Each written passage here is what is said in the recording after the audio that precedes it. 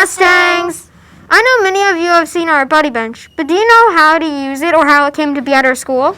This week we had a chance to talk with Miss Trados and Lewis, the artist who made it and donated it to our school. Miss Trados met him when she was looking for a handyman to do some work on her home. It's interesting how sometimes everything just seems to fall into place. I really think that Markhofer was meant to have this buddy bench. My husband and I had been looking for someone to restore the pergola in our backyard. I'd been doing a ton of research, and Lewis's name just kept coming up over and over again.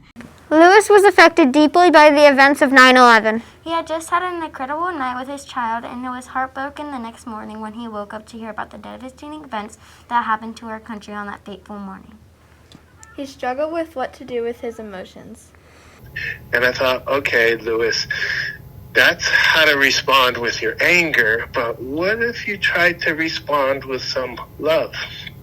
And I thought, that's not going to be easy because I could get angry quick first.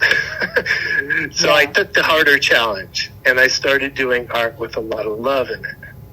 Lewis's art with a lot of love in it led to 2 art galleries filled with beautiful works that made people feel happy, and eventually led to the idea of the buddy bench, which you have at our school today. I stumbled on a story on the internet to where a young boy visited Germany and he saw that they were popular. And I was already making really idealistic art, trying to lift people's spirits, and I thought, what a cool thing to do, because I was a super shy child, and I thought, wow, if there's a child like me that would benefit from people connecting with him, it would be worth it.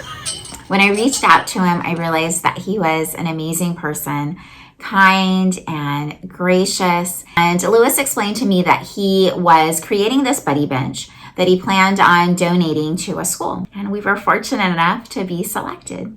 The idea is if someone's feeling lonely and they would want a connection, they would go sit on the buddy bench, and that kind of tells your classmates, like, hey, I'm kind of not in the best mood right now. I could use a connection. Because sometimes it's easier just to take an action versus speak the words. And then ideally, some classmates would see it and come over and say, hey, let's talk or play. Everything fell into place, and I really feel like my connection with him was serendipity. And because of that connection that Miss Trados made with Lewis, who's a kind and talented artist, we now have a place for students to quietly ask for help. So if you're feeling sad or just want a friend, take a seat on the bench. And one of our Mustangs will know that you need a little support.